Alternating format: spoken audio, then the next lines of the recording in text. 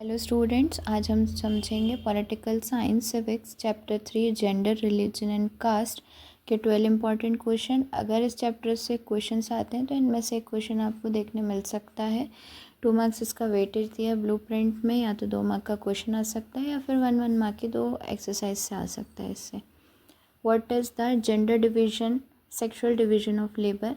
A system in which all work inside the house is either done by the women of the family or organized by them through domestic helpers। या तो घर के ऐसा system, घर के अंदर का सारा काम औरतें करेंगी या फिर वो किसी मेड को रखेंगी या डोमेस्टिक हेल्प को रखेंगी घर के अंदर का काम करने के लिए। Second point, women do all the work inside the house such as cooking, cleaning, washing clothes etcetera. घर के अंदर के सारे काम वुमेन्स करेंगी। And man do all the work outside the home, और जो आदमी लोग हैं वो बाहर के सारे काम करेंगे। ये कहलाता है जेंडर डिवीजन ऑफ लेबर।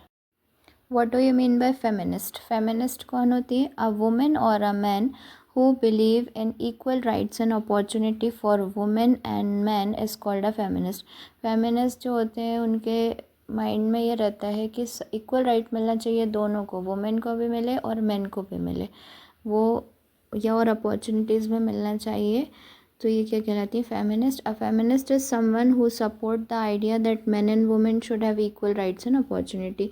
वो इस आइडिया को सपोर्ट करते हैं कि औरत और आदमी को एक हक और जो मौके हैं, अपॉर्चुनिटीज़ हैं, वो क्या होना चाहिए? बराबर बराबर मिलना चाहिए। What are feminist movements? These are the movement which are organized by various women organizations। अब ये मूवमेंट है, धरने टाइप के मूवमेंट्स हैं जो कौन ऑर्गेनाइज कर रहा है? वुमेन ऑर्गेनाइजेशंस करते हैं organise to create equality for women in personal and family life, ताकि इक्वल हक मिले, मतलब जो है वो प्रताड़ित ना किया जाए वुमेन्स को, उनको उनके राइट्स मिलना चाहिए इक्वल पर्सनल और फैमिली लाइफ में भी। This feminist movement demand equal right for women. ये डिमांड करते हैं कि औरतों को उनका पूरा हक दिया जाए, इक्वल हक दिया जाए। What do you mean by patriarchy? तो patriarchy means rule by father. It is used to refer to a system that values men and give them power over women।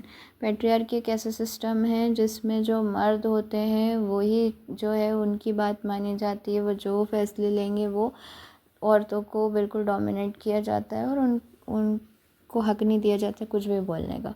तो ये सिस्टम होता है पैट्रियार्की सिस्टम।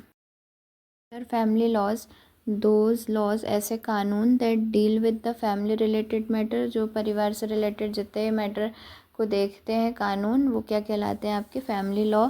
सच as marriage, शादी, divorce, adoption, बच्चा कोई adopt कर रहा है, इनहेरिटेंस यानी जायदाद जो वसीयत के अकॉर्डिंग, या जायदाद किसी के पेरेंट्स मर गए तो ऑटोमेटिकली उसके पास जा रही है। ये सारी चीज़ें जो कानून की देखते हैं वो कौन से लॉज कहलाते हैं? Family laws. In our country different family laws apply to followers of different religion. इसका ये मतलब है हमारी कंट्री में बहुत सारे अलग अलग रिलीजन हैं तो अलग अलग फैमिली लॉज हैं। जैसे भाई हिंदुओं की शादी अलग तरीके से होती है, हमारा निकाह होता है तो ये निकाह रजिस्टर अलग तरीके से होगा, वो अलग होगा। तो अलग अलग संपत्ति भी जो होती हैं वो रिलीजन पे ही बेस्ड होती हैं, कैसे संपत्ति डिस्ट्रीब्यूट होगी ये वो, इसीलिए अलग अलग लॉज बनाए गए हैं। What is communalism?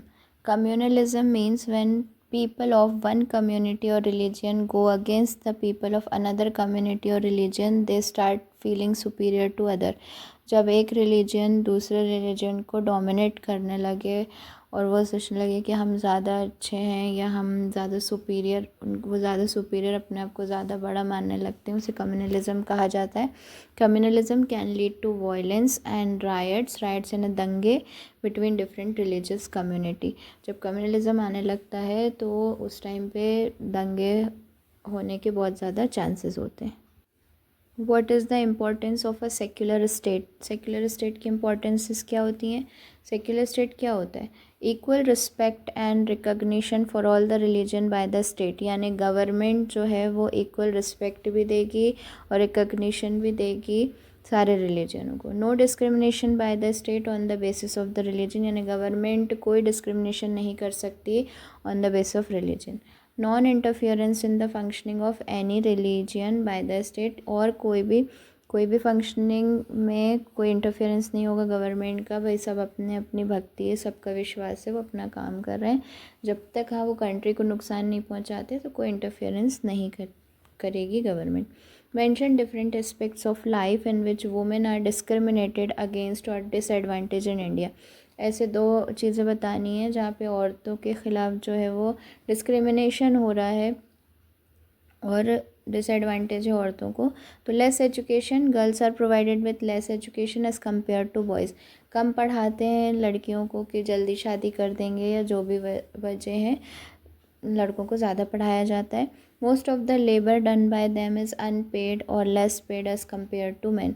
जो भी औरतें काम करती हैं बाहर भी, तो उनको थोड़ी एज़ कम्पेयर टू मैन थोड़ी शायद कम सैलरी दी जाती है, या घरों में तो काम के लिए सैलरी दी ही नहीं जाती है। तो बस यही है थोड़ा disadvantages. State different forms of communal politics with one example each. Communal politics के एग्जाम्पल देने हैं। The expression of communal superiority in everyday beliefs, कि हर एवरीडे बिलीफ में ये है कि हम बहुत ज़्यादा सुपीरियर हैं, हमारे रिलीजन सबसे ऊंचा है, तो ये चीज़ कम्युनल पॉलिटिक्स कहलाती है। Militant religious group are example of this. The desire to form a majoritarian dominance और अ सेपरेट स्टेट, यानी अगर कोई एक खड़ा हो जाए कि हम कोई भी फॉर एग्ज़ाम्पल मुस्लिम्स खड़े हो जाएं कि हम ही बस एक कंट्री ऐसी बनाएंगे जिसमें सारे मुस्लिम हैं, बाकी सबको भगा दो, मार दो, या हिंदू खड़े हो जाएं या क्रिश्चियन खड़े हो जाएं, XYZ, तो वो चीज़ कहलाती है। State how caste inequalities are still continuing in India. India में कास्ट के बेसिस पे जो भेदभाव है वो आज भी कैसे चलती है। Most people still marry within their own caste और ट्राइब इन इंडिया। आज भी जब रिश्ते होते हैं तो पूछ के किए जाते हैं कि आप कौन सी कास्ट के हैं।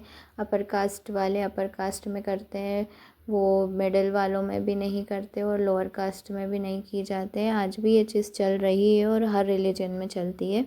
Reservations has led to divide of the Indian society into OBCs, SCs and STs and unreserved। आज भी जो है कोई भी एग्ज़ाम दे लो, कोई भी गवर्नमेंट जॉब हो, कहीं पे भी जाएंगे अपन, तो वहाँ पे क्या होता है, रिजर्वेशन है OBC, SC, STs और अनरिजर्व का, तो ये कास्ट इनइक्वलिटीज़ में ही आता है।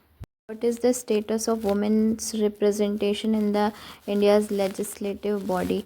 अब जो women's representation has always been less than 10% in Lok Sabha and 5% in the state assemblies. तो जो परसेंटेज है नेताओं का लोकसभा में, जो लीडर्स हैं वो 10% है एंड 5% स्टेट असेंबलीज़ में। 1/3 of the seats in local government bodies, panchayat and municipalities are reserve for women.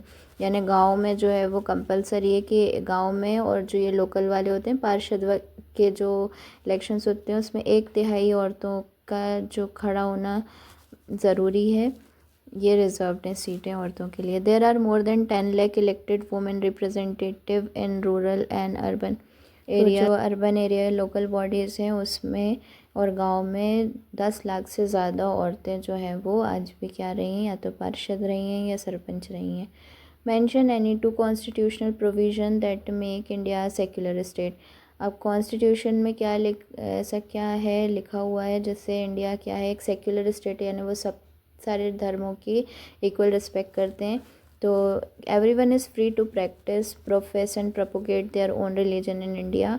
Second है the state does not interfere in the matter of religion as long as beliefs are constitutional. अगर किसी भी religion के beliefs जो हैं वो constitution के according हैं तो गवर्नमेंट कुछ इंटरफेयर नहीं करेगी रिलीजन में, और सब फ्री हैं, अपना रिलीजन प्रैक्टिस करो भाई, प्रोफेस करो, आप उसमें माहिर हो जाओ, आगे अपने बच्चों में प्रोपोगेट करो, कोई कुछ बोल नहीं रहा है इंडिया में। ये क्या होता है, सेक्युलरिज्म होता है।